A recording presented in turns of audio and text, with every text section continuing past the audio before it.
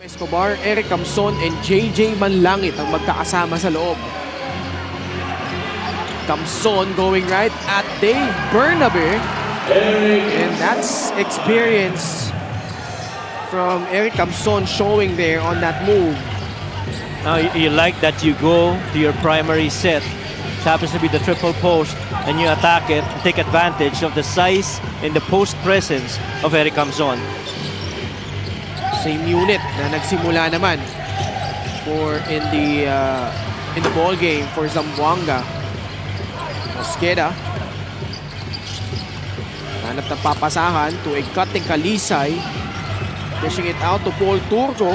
Ball deflected, Bernabe there, at may foul laban sa Caloocan. It's gonna go against Camson. And yung interior defense din itong Caloocan really put to the test because of the interior passing of Zamboanga. It's either an offensive rebound or interior passing that's worked really well for Zamboanga. Free throws, matinding problema for Zamboanga. Just 2 out of 7 after that miss. 34-30. Razon will bring the ball down for Caloocan. Guarded by Chino Mosqueda. Camson wants this matchup against Bernabe. Camson fakes, pass outside, Manlangit lines it up and pop out. Rebound Mosqueda. Paeng-Are nilabas muna papunta kay Bernabe. Swing pass to Mosqueda. Chino, teardrop off the window. Chino Mosqueda going up against the defense of Jello Razon. Jello goes under and floats it up amidst the drop coverage, middle of the lane. Camson sa bandang kaliwa. Oh, Paeng-Are able to snatch that ball loose. Are in transition, challenging the defense but could not finish. Problema dun, sinip niya muna yung contact eh. Instead of going strong. It's been thrice already na nakita natin si Eric Camson getting the ball on the post. The first one was the best attack, quickly nag-clear and attack niya kaagad. But the second and the third one, really multiple dribbles, forcing it inside. I mean, if you don't have a couple of dribbles, you still can't see anything. You're better off swinging that ball over on a ball reversal and letting the other guys create. Baklaan. Camson shot fake, got past Dave Bernabe. Zamboanga coming away with it. Oh wow, Zamboanga's got a run. Camson's coming in late. Pass outside, Paeng-Are lines it up. Masyadong malakas. Escobar with the rebound. Pass outside to Manlangit. Back in to Camson. Too easy. Just having his way down low against Dave Bernabe. Yep. And a good cut replace on the post side and immediately going on attack. Not even putting the ball on the floor. Just searching with his space kung saan siya pwedeng umatake. 36-32. Kalisay, thought about it. Closed out hard by Escobar. Yeah, look at the defense of Escobar though. Sa loob, Paeng-Are in traffic, able to finish.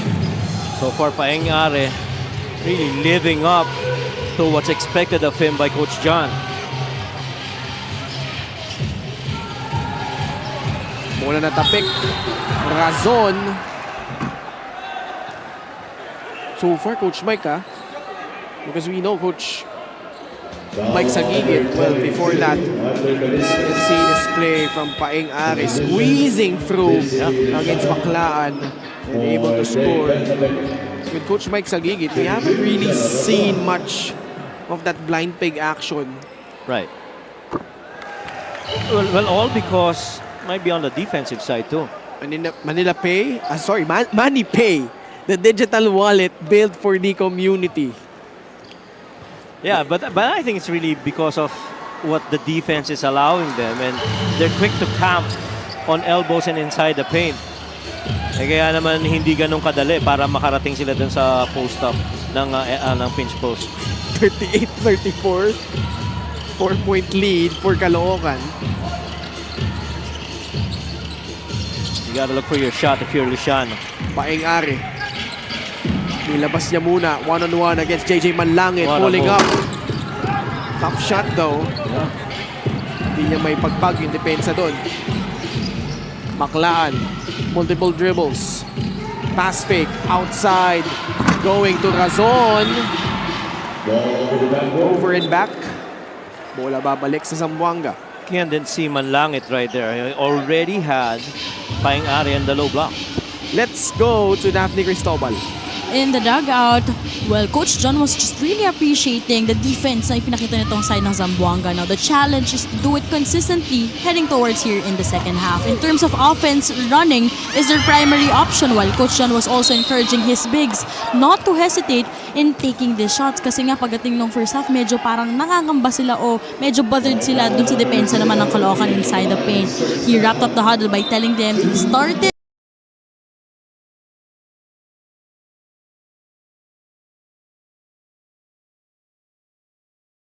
really tough, they have to stay strong, and they have to finish stronger. Balik sa inyo. And you have to admire Coach John for saying all the right things. You know, you gotta go to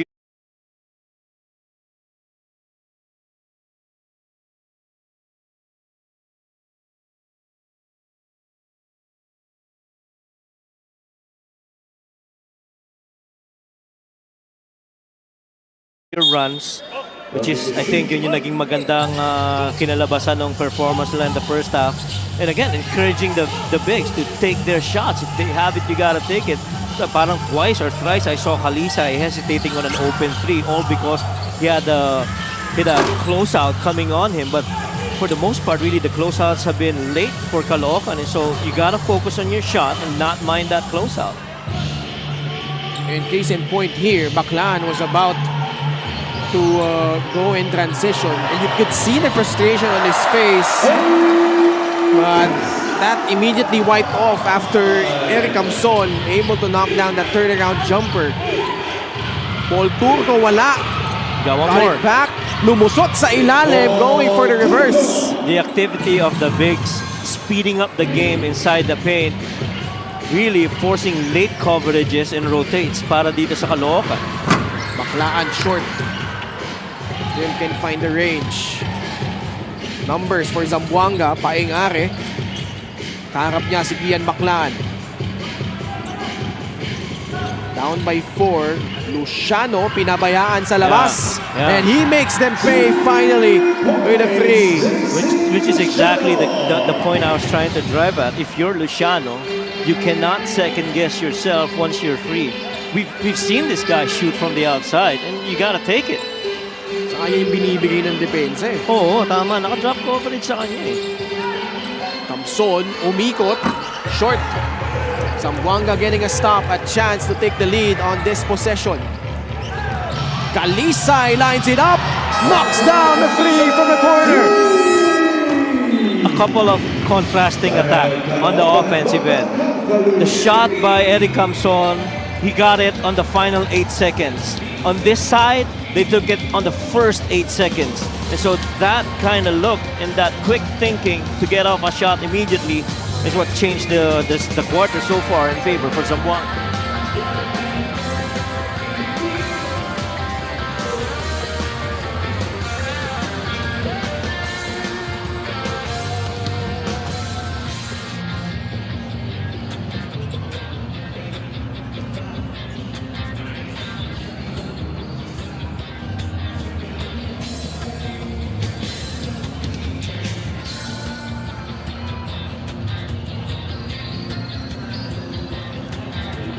Coach Aisel is in town, of course, with full support of Jun Monsuboy. At syempre, yung pansit, excited na akong kainin. Ha? Ay, oo nga. Thank you pala.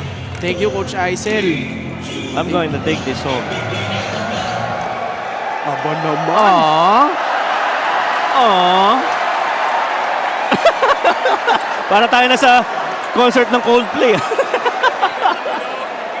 Baka may mainggit. Di ko na lang babanggitin kung sino. Hindi nakita ni Boss Roots. Busy siya kumakain. Bahala kayo dyan. Kung member, sabi niya, uy, tingnan mo yung monitor. Oh! Ganyan ba kayo ka-sweet, Coach Mike? 31-year wedding anniversary. All the time. Ha? Wala nang camera. Ganun ba? Talay tayo dyan. Ayoko na ituloy itong usapan na ito. Ha? Change topic. May inggit eh. Oh, change topic. Ha? Oh, mainggit eh. Hindi si Ton yun. Alam ko. Nice go. Nice roll. Pero nakikita natin sa Zamboanga, continuing to execute. Yeah. You love how, despite all the chaos, they're still remaining composed and hindi mo nakikita yun na nararattle, Coach Mike. Oh, wala. I think Coach John has delivered a clear message to the guys. Hey, guys, we got a chance here. And we just gotta continue what we're doing. Sablay, yung unang free throw ni Paul Turco.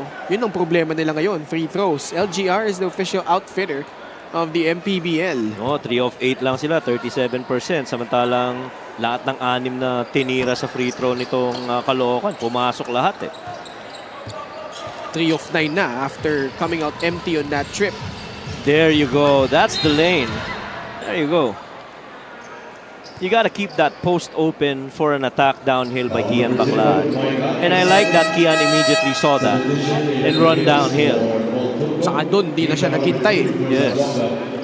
Kasi katulad nga palagi natin sinasabi, ang basketball is about a chase for an open space. And if you're the first to see it, you gotta go get it. Escobar, pasa kay Tayong Tong. Corner exit for Baclaan.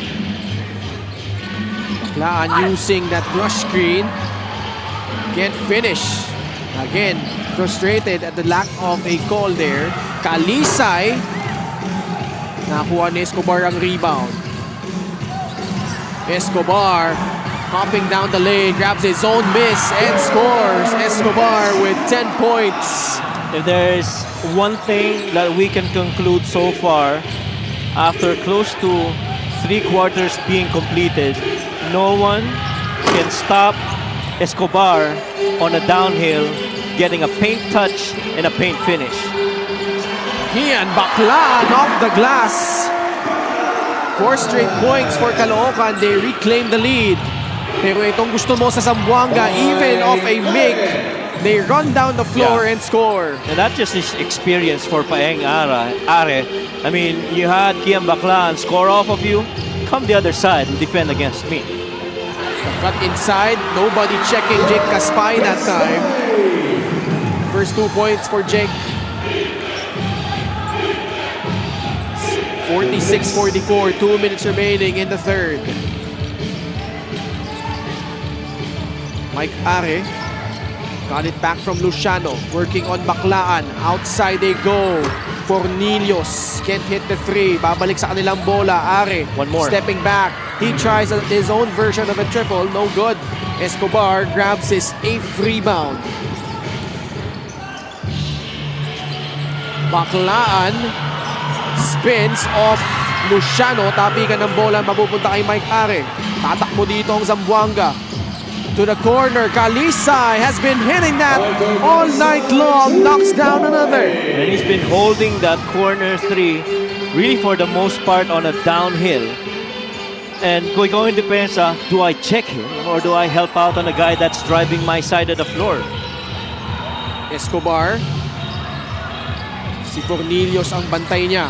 Pasa sa labas. Pumasok sa loob si Tayong Tong. Locating Caspay. Got fouled by Kalisay, caught out of position on defense.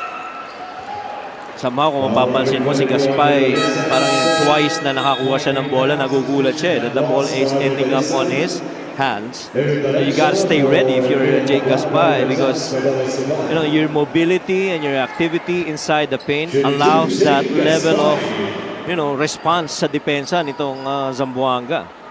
Jake Caspay nagsimula sa ICC. Yes. Kakampany AF. Nag-abot pa sila no? Nag-abot. Ni Alfred Flores sa ni Tutoy. Doon ba galing si Tutoy? Oo. Ayaw nga, no? ICC yun. Yeah, right. Sila nga palang tatlo. Pati si Jared Vento.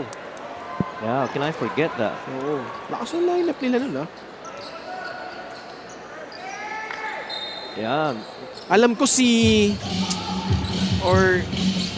I think he coached ICC for a time, si Coach Jammer.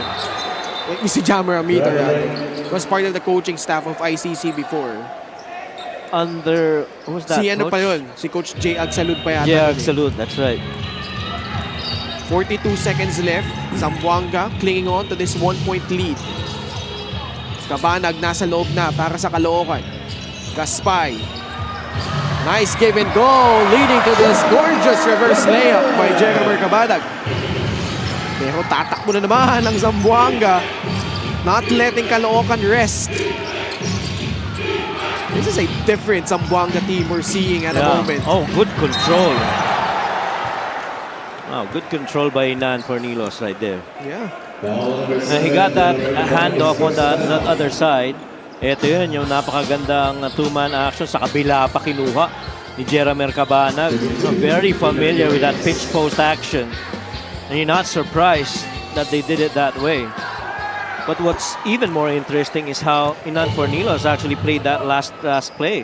Got that handoff as he rose from the corner, drove the middle side of the floor, went to his footwork, allowed that defense to fly by, and got that foul. That's why he's on the line.